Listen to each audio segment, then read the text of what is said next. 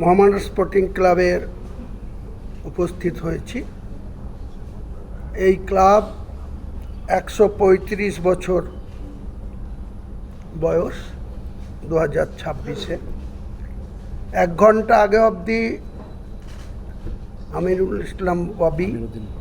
আমিরুদ্দিন ববি উনি আমাদের এই ক্লাবের প্রেসিডেন্ট হিসাবে আগেই বললেন যে 2017 সাল থেকে অবধি উনি প্রেসিডেন্ট, মধ্যে 8 মাস ব্রেক হয়েছিল, সেটা ছেড়েই দেন।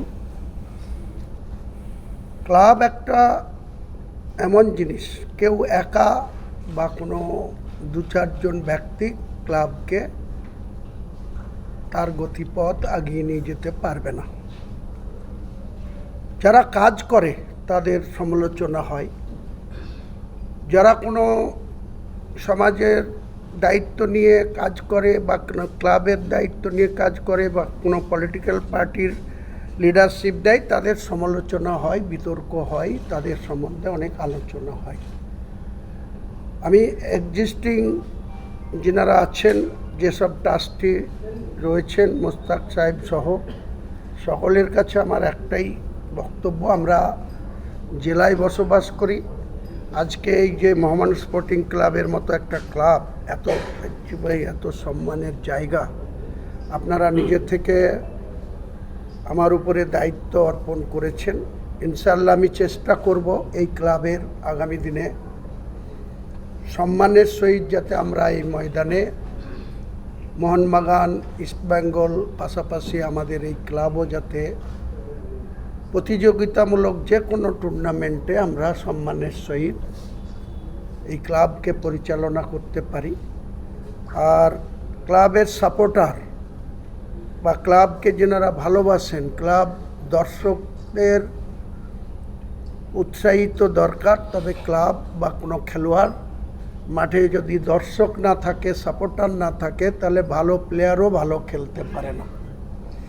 কাজে আমি সমস্ত মহামানব স্পোর্টিং ক্লাবের যারা সাপোর্টার রয়েছেন তাদের কাছেও আমার আপিল থাকবে, অনুরোধ থাকবে, আবেদন থাকবে যে আপনারা অযথা কারো প্ররোচনায় পড়ে হঠাৎ করে কোনো ব্যক্তিগত ফেসবুক চালিয়ে বা ইউটিউবারদের আপনারা রিয়াকশান দেবেন না।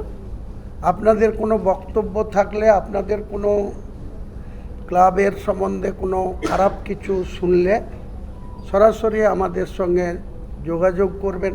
দরকার হলে লিখিতভাবে আপনাদের প্রস্তাব, ক্লাবের আমি প্রেসিডেন্ট, আমার পদাধিকারীরাও থাকবেন, যারা এক্সিস্টিংয়ে আছেন তেনাদেরকেও আমরা চেষ্টা করব আগামী দিনে আমাদের ক্লাবের স্বার্থে সকলকেই সহযোগিতা নিতে চাইব। আমিও সকলের সঙ্গে সহযোগিতার হাত বাড়িয়ে দেব। আমাদের 1 পয়েন্ট এজেন্ডা থাকবে এই ক্লাবের ঐতিহ্যকে ঠিকঠাক করে তুলে ধরা। এই জায়গায় কোনো কম্প্রোমাইজ আমরা কারোর সঙ্গে করব না। ইতিমধ্যেই যেটা হয়ে গিয়েছে বা কারো সম্বন্ধে কিছু বলা হয়েছে, বর্তমান এই ক্লাবের অর্থনৈতিক অবস্থা অত্যন্ত সংকটময় পরিস্থিতিতে আছে। আমাদের আগামী 25 তারিখ থেকে লিগে অংশগ্রহণ করতে হলে ইমিডিয়েটলি বেশ কিছু ফান্ডিংয়ের দরকার। আমি আজকে দায়িত্বভার নেওয়ার আগেও 2-4 দিন ধরে এটা নিয়ে অনেক আলোচনা করেছি, অনেকের সঙ্গে যোগাযোগ করেছি, অনেকের সঙ্গে আমি এই ক্লাবের আর্থিক সাহায্যের জন্য আলোচনার মধ্যে আছি। আশা করছি যে সংকটময় আর্থিক সংকটের যে বিষয়টি আছে, আমি পেপারসে আমাদের 1 ঘন্টা আগেও যিনি প্রেসিডেন্ট আমাদের পুরো বই সিগনেচার করে, রেজুলিউশন করে আমাকে যে প্রেসিডেন্ট হিসেবে ওনারা গ্রহণ করেছেন তার জন্য সকলের কাছে আমি কৃতজ্ঞ, দায়বদ্ধ, বা তেনাদেরকে অভিনন্দন জানাচ্ছি, সালাম জানাচ্ছি, আদাব জানাচ্ছি, নমস্কার জানাচ্ছি। পাশাপাশি আমি যেটা দেখেছি সেটা হচ্ছে যে 13,97,00,000 টাকা এই ক্লাবের দায়ভার এই মুহূর্তে আমাদের বলতে পারেন ঋণ আছে বা আমাদের ক্লাবের ইমিডিয়েটলি দরকার।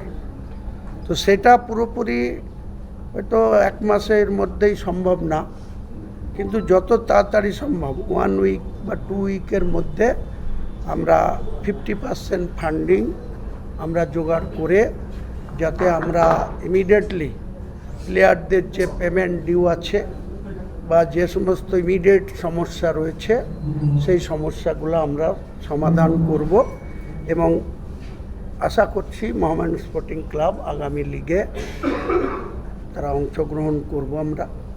এবং আমাদের সমস্ত ক্লাবের হিতাকাঙ্ক্ষী যারা ক্লাবকে ভালোবাসেন, যারা ক্লাবের ফুটবলকে ভালোবাসেন, অন্যান্য টুর্নামেন্টকে ভালোবাসেন, তাদের কাছে আমার আবেদন থাকবে, আপনারা কোনো ব্যক্তির প্ররোচনায় পা দিয়ে ক্লাবের সম্মান নিয়ে বা কোনো ব্যক্তিকে আক্রমণ করে কোনো কিছু বলবেন না।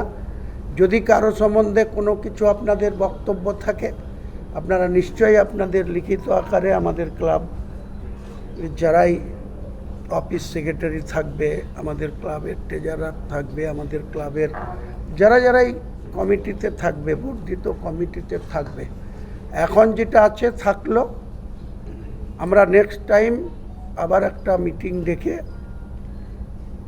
কে থাকছে কে থাকছে না, কার চেঞ্জিং হচ্ছে কি হচ্ছে, আমরা সমস্তটাই ক্লাবের সাপোর্টারদের, ক্লাবের যারা স্থায়ী মেম্বার বা যারা ইনভাইটি সদস্য, যারা ইলেক্টেড বা সিলেক্টেড যারাই আছেন, সকলকেই সম্মানের সহিত আমরা সেটা অবগত করব। আমার একার পক্ষে ওনাদের সহযোগিতা ছাড়া, সাপোর্টারদের সহযোগিতা ছাড়া, সকলের সাহায্য ছাড়া এত বড় একটা প্রতিষ্ঠানকে এগিয়ে নিয়ে যাওয়া সম্ভব না। আমি আমার যে অভিজ্ঞতা, পলিটিক্সের যে অভিজ্ঞতা, আমার ব্যক্তিগত বিজনেসের যে অভিজ্ঞতা, একটা বাংলায় প্রবাদ বাক্য আছে, ইচ্ছা থাকলে উপায় হয়। আর ইংরেজিতে একটা শব্দ আছে, no risk the no gain. আপনি যদি লাইফে রিস্ক না নিতে পারেন, তাহলে আপনার লাইফে কোনো দিন জ্ঞান হওয়ার কোনো সম্ভাবনা থাকে না। তাই আমরা আমাদের লাইফ ভোর অনেক প্রতিকূলতার মধ্যে, অনেক সমস্যার মধ্যে, অনেক বিরোধিতার মধ্যেও আমরা লড়াই চালিয়ে গেছি। 100% হয়নি, কিন্তু 95% সাকসেস উপরওয়ালা আমাদের এনে দিয়েছে। আশা করি মোহামেডান স্পোর্টিং ক্লাবও আগামী দিনে সেই 95% সাকসেসের জায়গায় আসবে। সাংবাদিক বন্ধুদেরও আমি বলবো, আপনাদের মাধ্যমে যদি কেউ কিছু ক্লাবের সম্বন্ধে কোনো অভিযোগ করে, আমাদের সঙ্গে কথা না বলে আপনারা সেটাও কোনো পাবলিকের কাছে পেড করবেন না বা আপনাদের চ্যানেল থেকে ছেড়ে দেবেন না। নিশ্চয়ই কোয়ারিজ করবেন, ক্রস চেক করবেন, তারপরে আপনারা সেটা সংবাদ হিসাবে পরিবেশন করবেন। এটাই আমার বলা। আপনাদের কোনো কোশ্চেন থাকলে